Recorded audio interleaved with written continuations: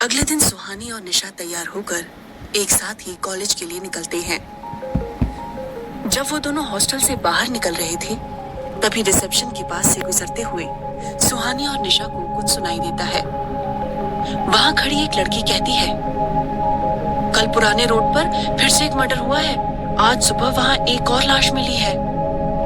ये सुनकर सुहानी के कदम रुक जाते हैं और उसका दिल जोर जोर से धड़कने लगता है। वो अपने मन में कहती है, पुराने रोड पर औरत की लाश, ये कैसे हो सकता है? कल रात मैंने यही तो सपने में देखा था। सुहानी खुद को समझाते हुए कहती है, नहीं, ये मैं क्या सोच रही हूँ? ये इत्तेफाक भी तो हो सकता है। कल रात निशा ने मुझे विशिंग वेल के बारे में इतना कुछ बताया था, तो शायद इसी वजह से मुझे वो सपना आया होगा। वैसे भी निशा ने कहा था कि विशिंग वेल के पास अक्सर ही लोगों की लाशें मिलती हैं। निशा और सुहानी चलकर उन लड़कियों के पास जाते हैं और निशा उन लड़कियों से कहती है, आज वहां किसकी लाश मिली है? तो एक लड़की जवाब देती है, ये लाश एक जर्नलिस्ट की है। शायद वो रात को इन्वेस्टिगेशन करने के लिए पुराने रोड पर गई थी। ये सुनकर सुहानी को अपना सपना याद आता है। उसके सपने में जिस औरत की मौत हुई थी, वो भी दिखने में जर्नलिस्ट ही लग रही थी। लेकिन सुहानी इस बात को भी जानबूझकर इग्नोर कर देती है। फिर निशा सुहानी से कहती है, देखा तुमने, कितनी लकी हो, वरना ये लाश तुम्हारी भी हो सकती थी। सुहानी भी उसकी बात से सहमत होते हुए कहती है, हाँ, अगर उस लड़के ने मेरी मदद नहीं की होती, तो शायद आज ये लाश मेरी ही होती। सुहानी का जवाब सुनकर निशा चौंक जाती है और कहती है, कौन सा लड़का? निशा का सवाल सुनकर सुहानी थोड़ा संकोच करती है। वो निशा को इस बारे में बताना नहीं चाहती थी। सुहानी को खामोश देखकर निशा उसे छेड़ते हुए कहती है, क्या बात है, कल रात को जंगल में तुम्हें कोई हीरो मिल गया था क्या? वैसे दिखता कैसा था? हैंडसम था। तुमने मुझे बताया क्यों नहीं? तो सुहानी चिढ़कर कहती है, अब चले, कॉलेज का टाइम हो गया है। फिर निशा सुहानी को और परेशान नहीं करती है और वो दोनों कॉलेज के लिए निकल जाते हैं। हिमालय की वादियों में सेंट थॉमस कॉलेज बहुत खूबसूरत जगह पर था। ये कॉलेज हिमाचल प्रदेश का सबसे बड़ा कॉलेज था, जहाँ एडमिशन बड़ी मुश्किल से मिलता था। यहाँ के स्टूडेंट्स या तो बहुत अमीर होते थे या बहुत इंटेलिजेंट। निशा बहुत अमीर थी और सुहानी इंटेलिजेंट, इसीलिए सुहानी को यहाँ एडमिशन मिल पाया था। सुहानी ने बीए फर्स्ट ईयर में एडमिशन लिया था और वो आगे चलकर एक आईएएस ऑफिसर बनना चाहती थी। सुहानी और निशा कॉलेज कैंपस में ही खड़े थे, तभी कोई निशा के पीछे से उसके कान में कहता है, हाय ब्यूटीफुल। निशा पीछे मुड़कर देखती है तो वहां उसी की उम्र का एक लड़का खड़ा था। उसे देखकर निशा कहती है, विवेक, कहाँ थे तुम? मैं कब से तुम्हारा इंतजार कर रही थी। तो विवेक कहता है, अरे आज हॉस्टल से निकलने में देर हो गई। कल रात फिर से विशिंग वेल के पास किसी की मौत हुई है ना, तो हॉस्टल में बहुत सी गॉसिप चल रही थी। निशा और विवेक आपस में बातें करने लगते हैं। विवेक से बात करने के चक्कर में निशा सुहानी के बारे में तो भूल ही गई थी। सुहानी वहीं खामोशी से खड़ी हुई थी। तभी उसे एक आवाज सुनाई देती है। वो आवाज किसी लड़की की थी। सुहानी को वो आवाज तो सुनाई दे रही थी, लेकिन उसे समझ नहीं आ रहा था कि वो आवाज क्या कह रही है। वो ध्यान लगाकर समझने की कोशिश करती है कि वो आवाज कहाँ से आ रही है और उस आवाज का पीछा करने लगती है। लेकिन सुहानी को देखकर ऐसा लग रहा था जैसे वो अनजाने में ही उस आवाज के पीछे खिंची चली जा रही थी। उस आवाज का पीछा करते हुए सुहानी निशा और विवेक से काफी दूर कॉलेज के पीछे आ जाती है। वो जगह बिल्कुल सुनसान थी, वहां कोई भी स्टूडेंट नहीं था। सुहानी के ठीक सामने एक बड़ा सा बरगद का पेड़ था। उस पेड़ पर बहुत से लाल धागे बंधे हुए थे, जिसे सुहानी बड़े गौर से देख रही थी। सुहानी को लग रहा था जैसे कि वो आवाज इस पेड़ से ही आ रही हो। सुहानी उस पेड़ के और करीब जाने लगती है, लेकिन तभी पीछे से कोई उसका हाथ पकड़ लेता है और सुहानी के कदम रुक जाते हैं। वो फौरन पीछे मुड़कर उस इंसान को देखती है और चौंक जाती है। ऐसा लग रहा था जैसे सुहानी अब तक बेहोश थी और अभी होश में आई हो। वो कंफ्यूज होकर अपने आसपास देखने लगती है तो निशा सुहानी से कहती है, तुम यहाँ क्या कर रही हो? सुहानी कोई जवाब नहीं दे पाती क्योंकि उसे खुद कुछ समझ नहीं आ रहा था कि वो वहां कैसे पहुंच गई। तुम्हें यहाँ नहीं आना चाहिए था। यहाँ स्टूडेंट्स का आना मना है। ये पेड़ हॉन्टेड है, निशा सुहानी से कहती है। और ये सुनकर सुहानी की हैरानी और भी ज्यादा बढ़ जाती है। फिर निशा आगे कहती है, कुछ महीने पहले एक लड़की ने इस पेड़ पर फांसी लगाकर सुसाइड कर लिया था। उसके बाद से यहाँ अजीब अजीब सी चीजें होने लगी थी, इसीलिए कॉलेज मैनेजमेंट ने इसे तांत्रिक से बंधवा दिया और अब इस तरफ हमारा आना जाना मना है। सुहानी अभी भी शौक में थी।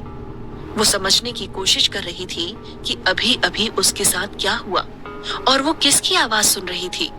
सुहानी को परेशान देखकर निशा टॉपिक बदलते हुए कहती है, खैर छोड़ो, मीट विवेक, माय बॉयफ्रेंड। सुहानी विवेक की तरफ देखती है जो मुस्कुराते हुए सुहानी से कहता है, हेलो सुहानी। सुहानी भी विवेक को देखकर मुस्कुरा देती है। इसके बाद निशा सुहानी को लेकर वहां से चली जाती है। सुहानी के जाने के बाद वहां ठंडी हवाएं चलने लगती हैं और बरगद के पेड़ की पत्तियां हिलने लगती हैं। आज कॉलेज में हर जगह कल रात हुए मर्डर की बात हो रही थी। निशा और सुहानी के पास खड़ी एक लड़की अपनी फ्रेंड से कहती है, वो जर्नलिस्ट कॉलेज भी आई थी ना? तो दूसरी लड़की कहती है, हाँ, वो उस विशिंग वेल के बारे में पूछ रही थी। उनकी बात सुनकर सुहानी निशा से कहती है, निशा, उस कुएं को विशिंग वेल क्यों कहते हैं?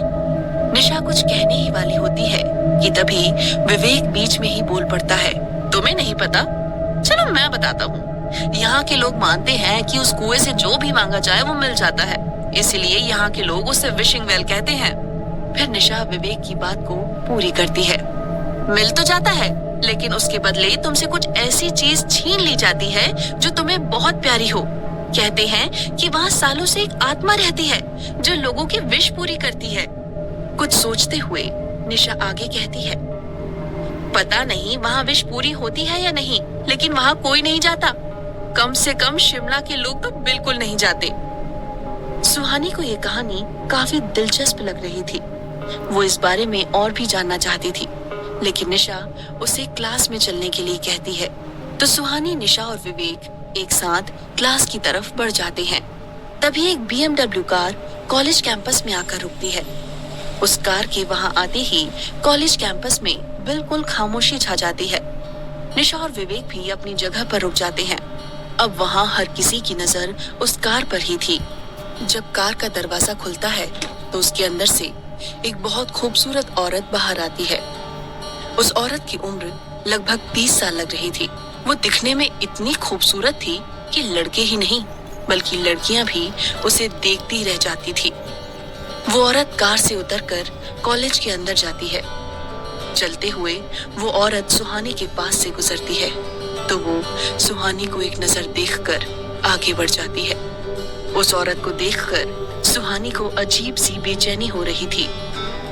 उस औरत का ऑरा इतना स्ट्रॉन्ग था कि वहां खड़ा कोई इंसान जोर से सांस तक लेने की हिम्मत नहीं कर पा रहा था। उसके वहां से जाने के बाद सभी चैन की सांस लेते हैं। वहां खड़ी एक लड़की अपनी फ्रेंड से कहती है, आ गई मैडम फिर से। तो दूसरी लड़की कहती है, हाँ आए भी क्यों नहीं, कल ही तो पुरानी रोड पर एक मर्डर हुआ है। सुहानी फिर से सवालिया नजरों से निशा की तरफ देखती है तो निशा सुहानी को जवाब देने ही वाली थी कि तभी फिर से विवेक बीच में ही बोल पड़ता है, ये हमारे कॉलेज की ट्रस्टी हैं, मिस पद्मनी सिंघानिया। ये बहुत अजीब है। कुछ लोगों को लगता है कि पद्मनी मैम शहर में सिर्फ तभी दिखाई देती हैं जब विशिंग वेल के पास कोई मर्डर होता है।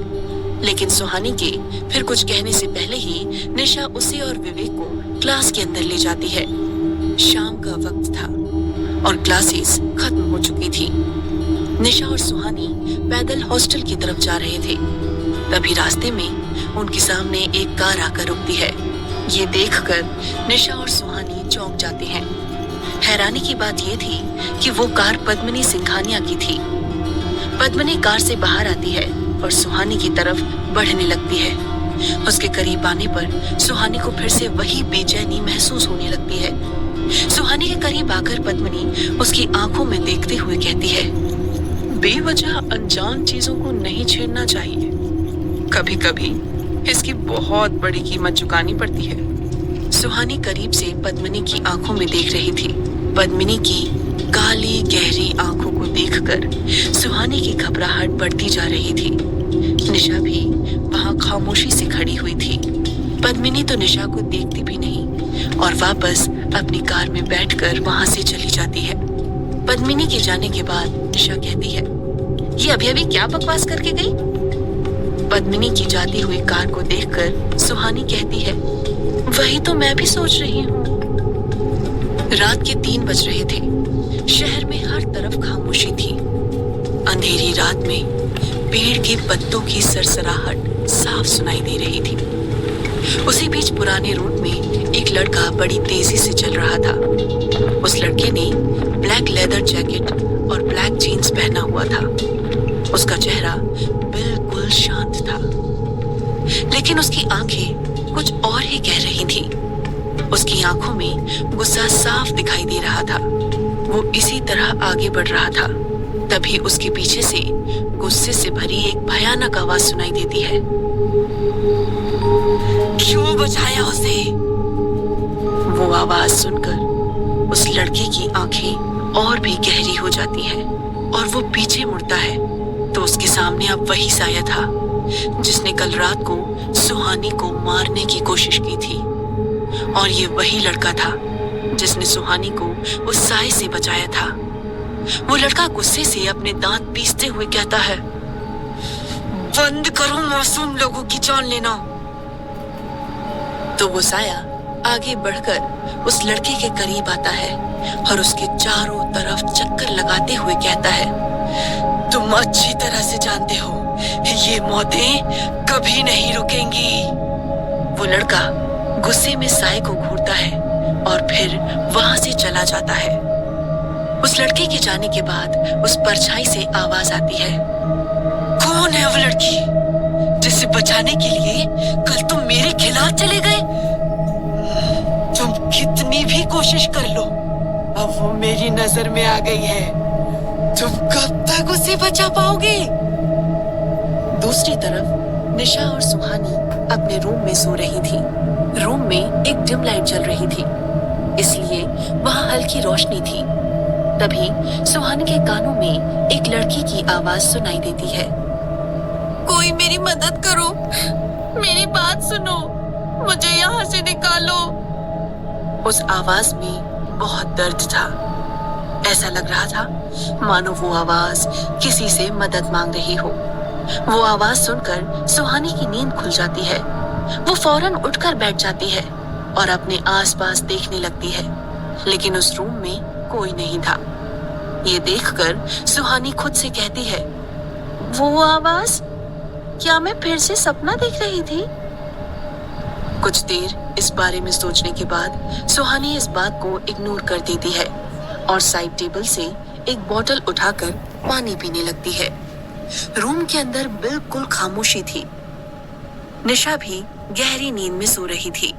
तभी अचानक से रूम की खिड़कियां अपने आप खुल जाती हैं। खिड़की खुलने की आवाज सुनकर सुहानी उस खिड़की को देखती है।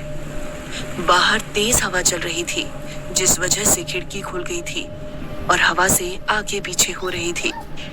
सुहानी बेड से उठकर खिड़की के पास जाती है और उसे बंद कर देती है। खिड़की के बंद होते ही सुहानी के कान में एक आवाज पड़ती है, सुहानी। क्या हुआ था सुहानी को और किसकी थी वो आवाज? कौन है ये लड़का और क्या है उसका साए से रिश्ता? जानने के लिए सुनते रहिए ये कहानी।